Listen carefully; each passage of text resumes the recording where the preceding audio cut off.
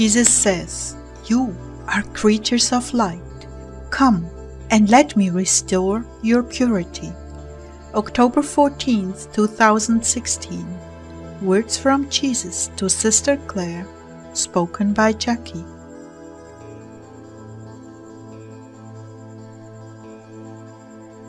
Jesus began, "How I long for the day when all my children will finally see who the Father really is."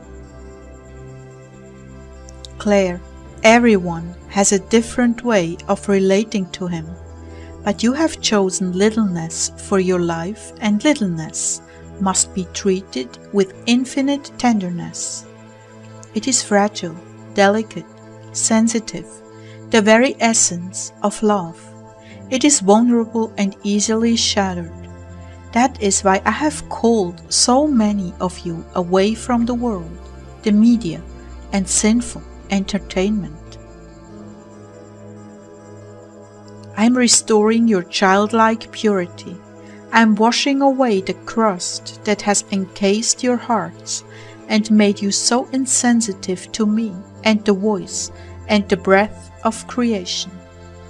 As you are purified from the ways of the world, you will begin to feel an ever-increasing love for creation, both those who are created in our image and the world of nature, the trees, plants, and animals.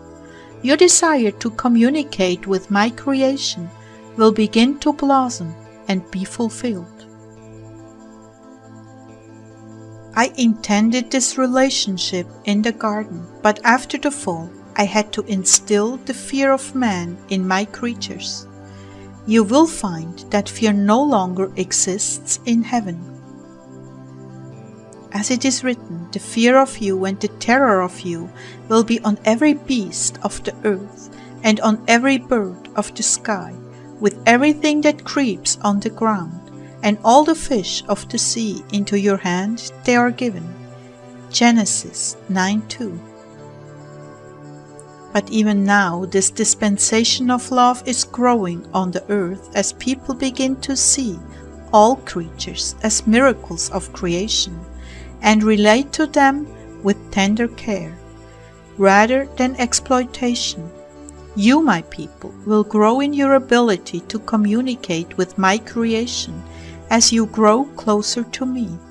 When you say something is in the air, you are perceiving the movements of creation, the trees, the flowers, grasses, and animals. You are hearing their thoughts in your spiritual heart. They too long for the redemption, and not a day goes by that somewhere they are not suffering even as you suffer, which Paul has written. I consider that our present sufferings are not worth comparing with the glory that will be revealed in us. For the intense longing of the creation eagerly waits for the children of God to be revealed. For the creation was subjected to futility, not by choice, but because of him who subjected it, in anticipation that the creation itself shall be delivered from the bondage to corruption into the esteemed freedom and glory of the children of God. For we know that the whole creation groans together and suffers the pains of childbirth together until now.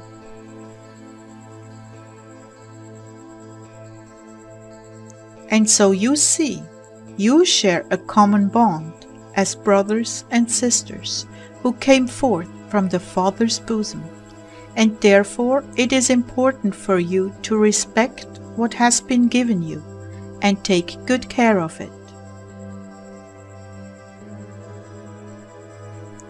Not even one day passes before one of my precious creation is abused or wantonly slain, because Satan has made all that I created a target for his wrath, but particularly the crowning glory, mankind. That is why the earth is being destroyed. He continues to take vengeance on me for exiling him from heaven, and that he will never be equal or exalted above me. Again, I make the appeal to you, my children, who are steeped in the darkness of this age.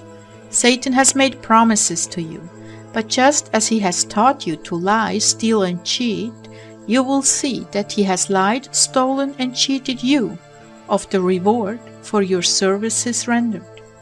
Understand, time will be rolled up like a scroll, even as the earth shall be, and time will be no more. And all the empty promises made to you about the kingdom in different dimensions and times will be shown for what they are: lies. My children, how can choice fruit come from a tree of worms? How can you sow evil and expect to reap good? Do you not see that all you have done to others will be visited upon you in that hour, and Satan will laugh you to scorn as his demons rip and tear your flesh? Common sense and the simple logic should reveal to you that you cannot sow a wicked seed and reap a choice harvest of good fruit. Please, my children, please turn from these lies, and I will forgive you and wash you clean with my blood. You have been lied to, and a lake of fire awaits you if you do not repent. The only good that can possibly come to you is my forgiveness, salvation, and the very real gift of heaven. Please consider, time will be no more, not in any dimension. What you have been told is rife with lies and deception. Anger, bitterness, and retaliation, jealousy have blinded you. Step out of your emotions and hardened hearts for only a moment and consider the character of who you are serving. I address you now, my servants and lovers. Pray for these who are so blinded and crippled by bitterness they cannot see. Yet I give them opportunities to see, to glimpse, to repent. Please pray for them.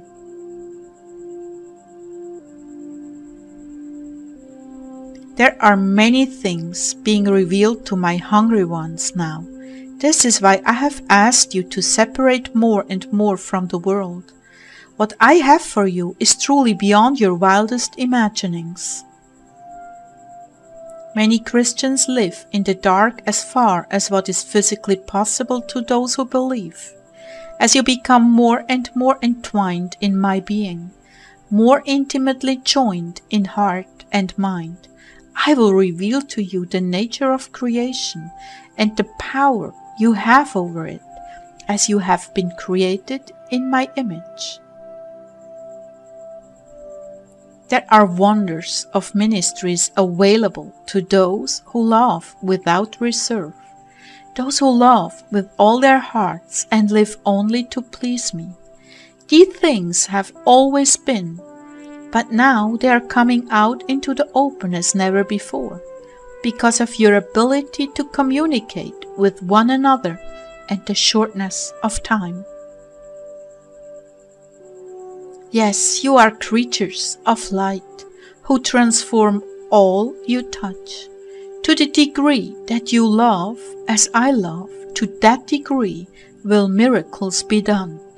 Did I not say greater things than this shall you do? John 14:12. But my people, do not chase after miracles, chase after me. Do not consider the working of wonders to be more valuable than fellowshipping with me. Yes, in the still dark place, where my transforming power visits you, the coveted grace is still my presence, not the miracles. They are the natural progression of events stemming from your desire to know me, to be like me, to walk on this earth as I walked. And this is the way I fulfill it in you. Some of you have made remarkable progress in grace. Carry these burdens well, my dear ones. I have so much more for you. Know without a doubt this saying is true, you can never outgive the Lord.